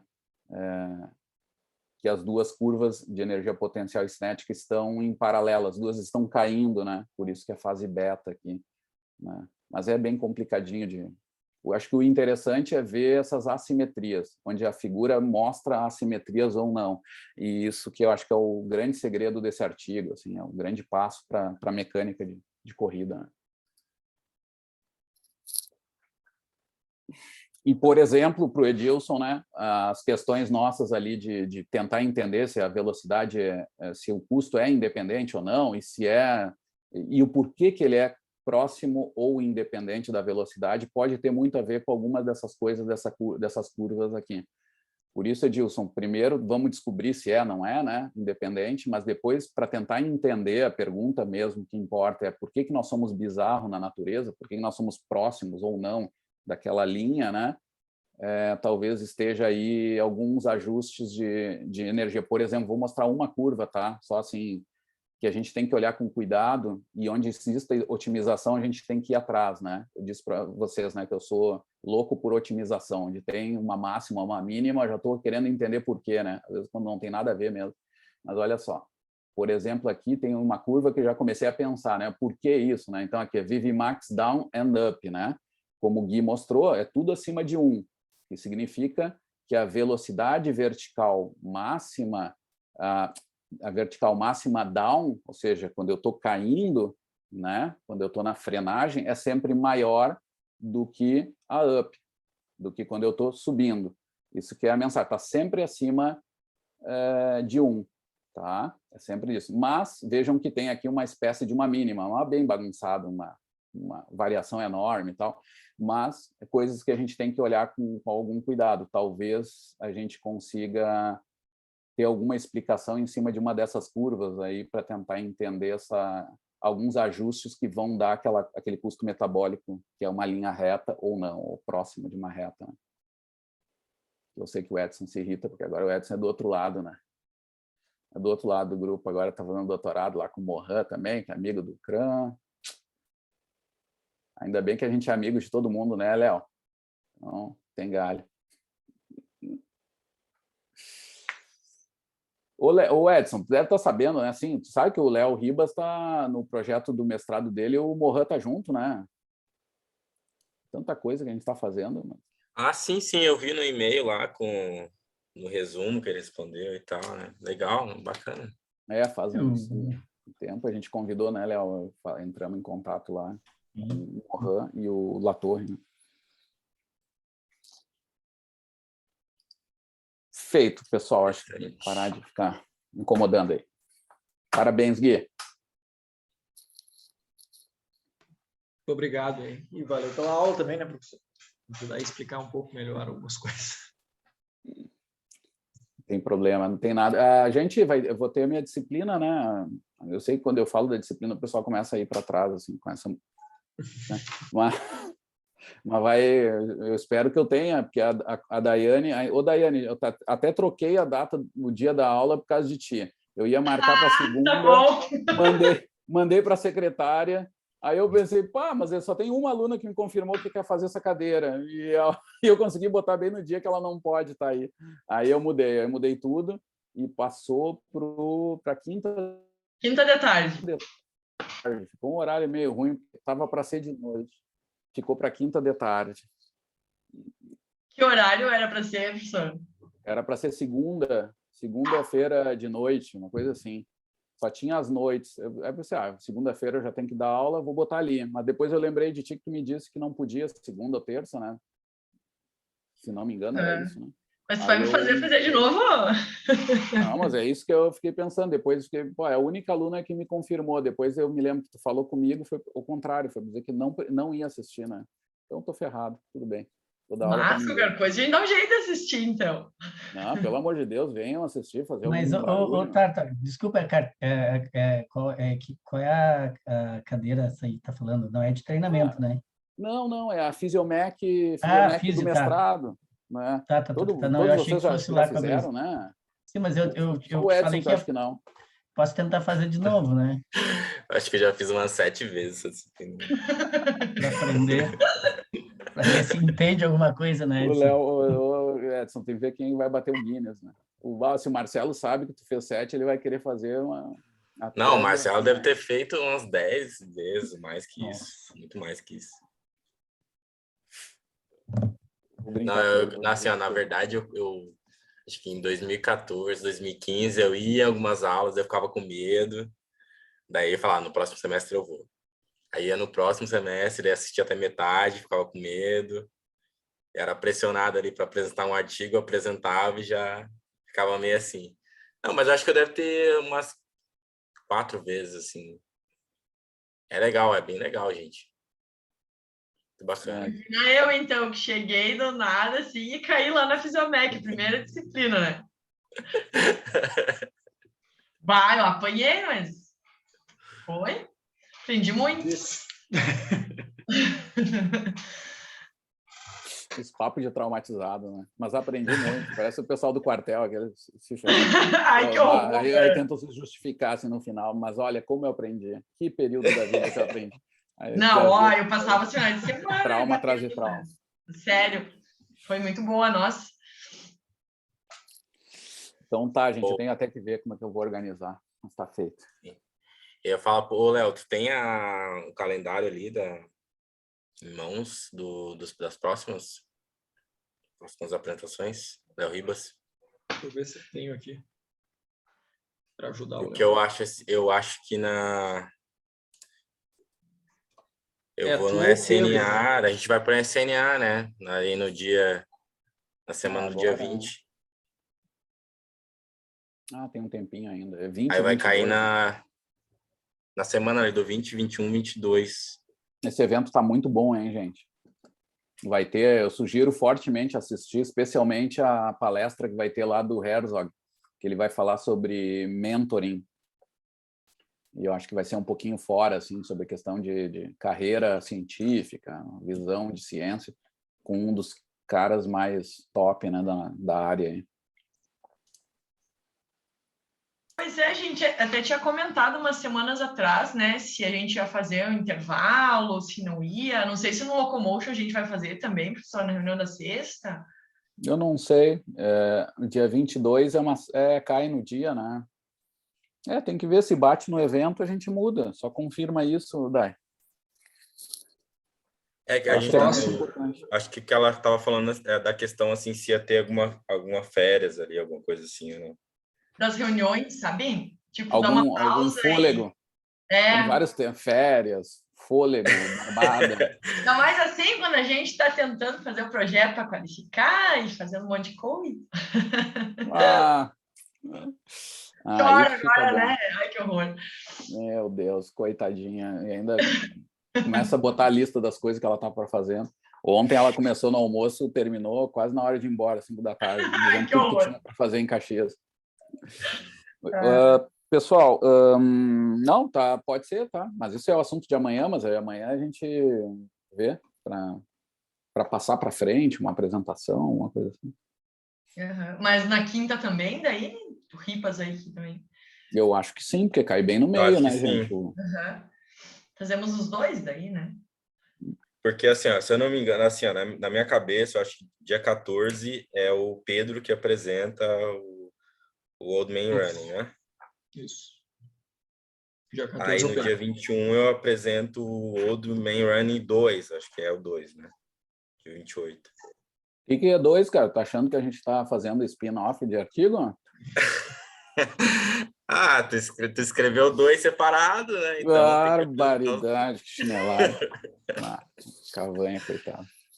E daí o dia 4, eu não sei se é a Daiane, isso que teria que confirmar ali para ver certinho a sequência, entendeu, Léo? Mas eu tenho aqui, é isso aí mesmo. Pedro, o Edson e Daiane. Tá, é isso. Então, é essa sequência aí, já fica avisado, assim. Eu vou avisar o Pedro, né? que não tá aqui. Não, mas a do Pedro se mantém, né? Sim, a do Pedro se mantém. Isso, a tua que empurra uma para frente e a Semana que outra. vem. O Pedro é semana que vem 14. Aí eu sou 28, a Daiane 4. Vê aí a sequência próxima, Guilherme. Quem é na sequência? Vamos lá. É o Dia Léo. 11. Se quiserem, já vai arrumando aí o documento. Copia, A dia 11 é o Léo, do sprint, né? Isso. Aí o Igor O Igor, 18. e o Bruno. E o Bruno, 25. Esse é o calendário. Então, passaria, tipo, uma para frente a partir da tua. Isso? Exato. Tem como eu colocar esse calendário de novo? Que eu não tenho esse calendário, não tô achando esse calendário aqui. O Gui tem, mas parece que ele tem no papel, deve ter uma agenda. Não, eu tô no Tira uma celular foto. aqui. Eu tô... Agenda do tio. Eu vou botar ali, eu consegui agora baixar o documento ali, eu ajusto isso, daí eu mando aqui de novo, no grupo, no caso. Obrigado. Pode ser? Claro. Boa. Gente, já ficou tarde, né, para falar do projeto lá. Pois é. Eu tenho que sair daqui uns minutinhos. Então tá. Não, mas deixa eu comentar então para vocês. Depois vocês veem, assim, porque eu já vi que estão tocando tudo. A Tainá estava lá na aula de Fisiomec, eu e a Dai dando aula. Ela disse, o Léo tá lá na pista. Eu nem lembrava, né, Léo, que estava me dando uma mão lá no... E aí o Gui também chegou, comentou, disse que também estava na pista lá ajudando. E a gente está com pouco aluno, mas só queria que, assim, parar um tempo para a gente dar uma pensada sobre o projeto, assim, o que a gente pode fazer para dar uma aumentada ou dar uma pensada até numa ideia de ficar coletando alguma coisinha diferente, assim, para a gente ir pensando num trabalho também, em cima do grupo de corrida. Então, acho que dá tempo ainda, por ter pouca gente, daqui a pouco isso é uma solução também, da gente dar uma repensada ainda, e inclusive pensar em saídas que incluam até o próprio grupo de corrida junto com o mestrado do Gui, assim, tentar fazer, porque a ideia é essa sempre foi a extensão, ela tem que servir como maneira da gente fazer pesquisa. Apareceu a Lu ali. E aí, mas assim, então tô aberto para todas essas opções, tá? Não tem galho. Mas conversamos isso em outro momento, por causa do tempo, né? Eu acho que só um detalhe ali, de repente, que pode ajudar o Guilherme. Não sei se você já começou a fazer o treinamento ou não. Ainda não consegui, tô juntando gente ainda.